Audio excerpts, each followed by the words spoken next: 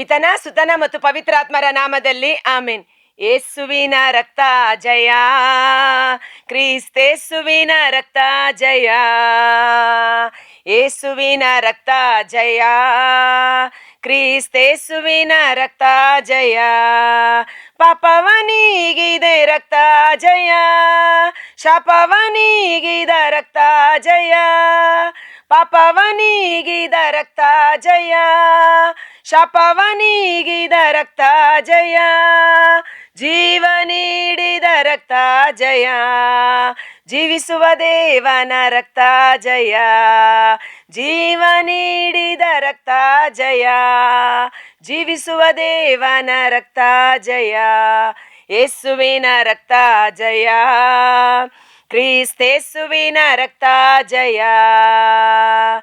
ಜಲ ಜಲ ಜಲ ಜಲ ಜ ಜೀವ ಜಲ, ಇದು ದೇವರ ಆತ್ಮಬಲ.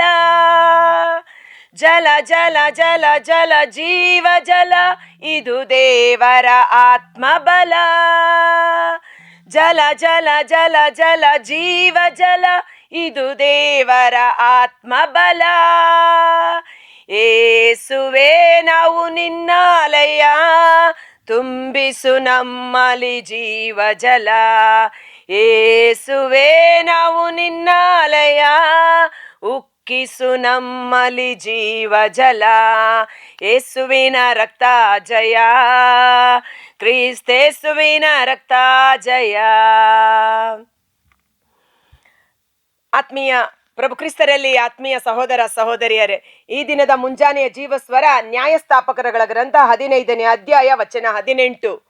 ಇದರಿಂದಾಗಿ ಸಂಸೋನನಿಗೆ ಬಹಳ ದಾಹವಾಯಿತು. ಅವನು ಸರ್ವೇಶ್ವರನಿಗೆ, ನೀವು ನಿಮ್ಮ ದಾಸನ ಮುಖಾಂತರ ಇಂಥ ಮಹಾ ಜಯವನ್ನು ದಯಪಾಲಿಸಿದಿರಿ, ಆದರೆ ಈಗ ನಾನು ದಾಹದಿಂದ ಸತ್ತು ಸುನ್ನತಿ ಇಲ್ಲದವರ ಕೈಯಲ್ಲಿ ಬೀಳಬೇಕೇ ಎಂದು ಮೊರೆಯಿಟ್ಟನು.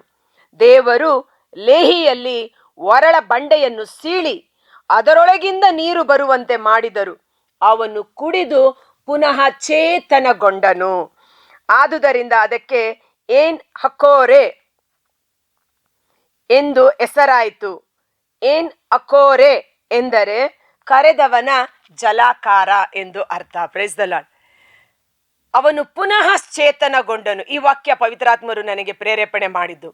ಕಾರಣ ಇವತ್ತು ದೇವಸೇವಕರಾಗಿರಲಿ, ಕುಟುಂಬ ಜೀವಿತ, ಕೆಲಸಗಾರರು, ಕೆಲಸ ಮಾಡುವವರು ತಮ್ಮ ದಿನನಿತ್ಯದ ಜೀವಿತದ ಅನೇಕ ಹೋರಾಟಗಳನ್ನು ಸಂಧಿಸಿ ಯುದ್ಧ, ಸೋಲು, ಈ ಒಂದು ಹೋರಾಡಿ ಅವರು ನಿಶಕ್ತರಾಗುವ ಸಮಯದಲ್ಲಿ ಮತ್ತೆ ಅವರಿಗೆ ಹೊಸ ಚೈತನ್ಯವನ್ನು ಉಂಟು ಮಾಡುವಂಥದ್ದು ಪವಿತ್ರಾತ್ಮರ ಜೀವ ಜಲವಾಗಿದೆ, ಪವಿತ್ರಾತ್ಮರ ಸ್ವರ್ಗೀಯ ಶಕ್ತಿಯಾಗಿದೆ. ಇಲ್ಲಿ ಸಂಸೋನನು ಒಂದು ಕತ್ತೆಯ ದವಡೆಯ ಎಲುಬನ್ನು ತೆಗೆದುಕೊಂಡು ಬರೀ ಕೈಯಲ್ಲಿದ್ದ ಒಂದು ಕತ್ತೆಯ ದವಡೆಯ ಎಲುಬಿನಿಂದ 1000 ಜನ ಶತ್ರುಗಳನ್ನು ಸಂಹರಿಸುತ್ತಾನೆ. ಆ ಕತ್ತೆಯ ದವಡೆಯ ಎಲುಬಿನಿಂದ ಮಾತ್ರವಲ್ಲ, ಆ ಕತ್ತೆಯ ದವಡೆಯ ಎಲುಬಿನ ಮೂಲಕ ಕಾರ್ಯ ಮಾಡಿದ ಸ್ವರ್ಗದ ಶಕ್ತಿ ಪವಿತ್ರಾತ್ಮರು. ದೇವರಾತ್ಮ ಅವನ ಮೇಲೆ ಬಂದಾಗ ಅಸಾಧಾರಣವಾದ ಕಾರ್ಯಗಳನ್ನು ಸಾಧಾರಣವಾಗಿ ಮಾಡುವಂತೆ ಅವನನ್ನು ಬಲಪಡಿಸುತ್ತಿದ್ದು ದೇವರ ಶಕ್ತಿ, ಮಹಾನ್ ಶಕ್ತಿ ಪರಿಶುದ್ಧಾತ್ಮರೇ ಆಗಿದ್ದಾರೆ. ಸೊ ಆ ಕತ್ತೆಯ ದವಡೆಯಿಂದ 1000 ಜನ ಶತ್ರುಗಳನ್ನು ಸಂಹರಿಸಿ ಜಯವನ್ನೇನೋ ಪಡೆದುಕೊಂಡ. ಈ ಹೋರಾಟದ ನಂತರ ಅವನ ಶರೀರ ದಾಹದಿಂದ, ಬಹಳ ಆಯಾಸದಿಂದ ಕುಗ್ಗಿ ಹೋಗುವಂತಾಯಿತು.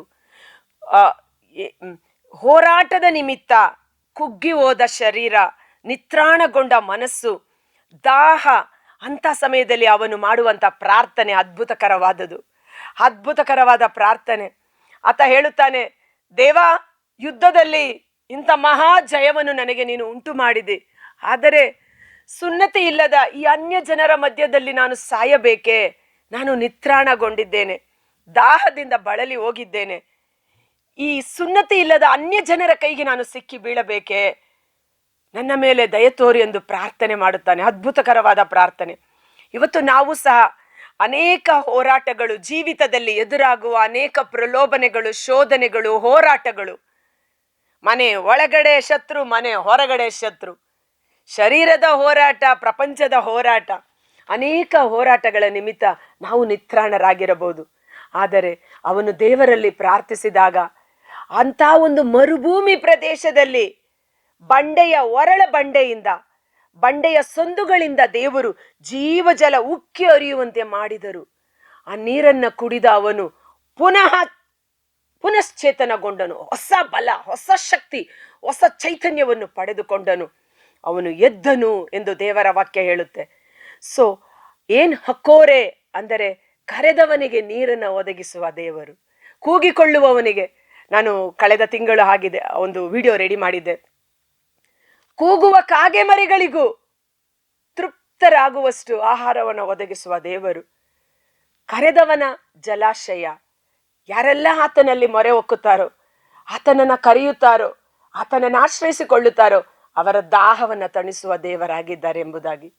ಹೋರಾಟದಿಂದ ಕುಸಿದು ಹೋಗಿದ್ದ ಸಂಸೋನ ಆ ಜೀವ ಜಲವನ್ನು ಕುಡಿದು ಪುನಶ್ಚೇತನಗೊಂಡು ಬಲಗೊಂಡು ತನ್ನ ಪ್ರಯಾಣವನ್ನು ಮುಂದುವರೆಸಿದನೆಂದು ನಾವು ನೋಡುತ್ತೇವೆ.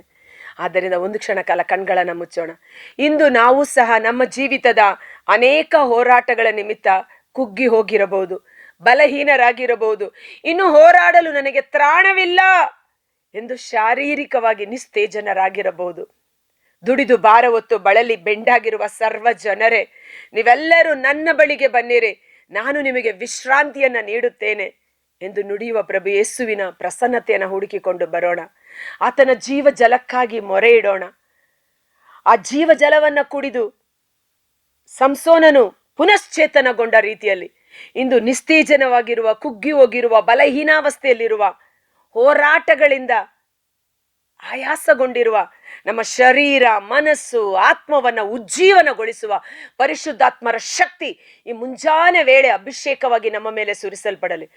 ಹಕೋರೆ ಕರೆದವನ ಜಲಾಕಾರ, ಕರೆದವನ ದಾಹವನ್ನ ತಣಿಸುವ ಜೀವ ಜಲ, ಪರಿಶುದ್ಧಾತ್ಮರ ಶಕ್ತಿ ನಮ್ಮೊಬ್ಬೊಬ್ಬರ ದೇಹಾತ್ಮಗಳಲ್ಲಿ ಅಭಿಷೇಕವಾಗಿ ತುಂಬಿಸಲ್ಪಟ್ಟು ಎದ್ದು ನಮ್ಮ ಜೀವಿತದ ಹೋರಾಟವನ್ನ, ಕ್ರೈಸ್ತ ವಿಶ್ವಾಸದ ಹೋರಾಟವನ್ನ ಮುನ್ನಡೆಸಲು ಬೇಕಾದ ಕೃಪಾಶೀರ್ವಾದಗಳಿಂದ ಅಭಿಷೇಕಿಸಲ್ಪಡುವಂತೆ ಇದ್ದಾತನು, ಇರುವಾತನು, ಬರುವಾತನು, ಯುಗ ಯುಗಾಂತರಕ್ಕೂ ಜೀವಿಸಿ ಆಳುವ ಸೈನ್ಯಗಳ ಕರ್ತರಾದ ಪ್ರಭು ಯೇಸುವಿನ ಅದ್ಭುತಕರವಾದ ನಾಮದಲ್ಲಿ ಪ್ರಾರ್ಥಿಸಿ ಬೇಡಿ ಹೊಂದಿಕೊಳ್ಳುತ್ತೇವೆ. ಆಮೆನ್.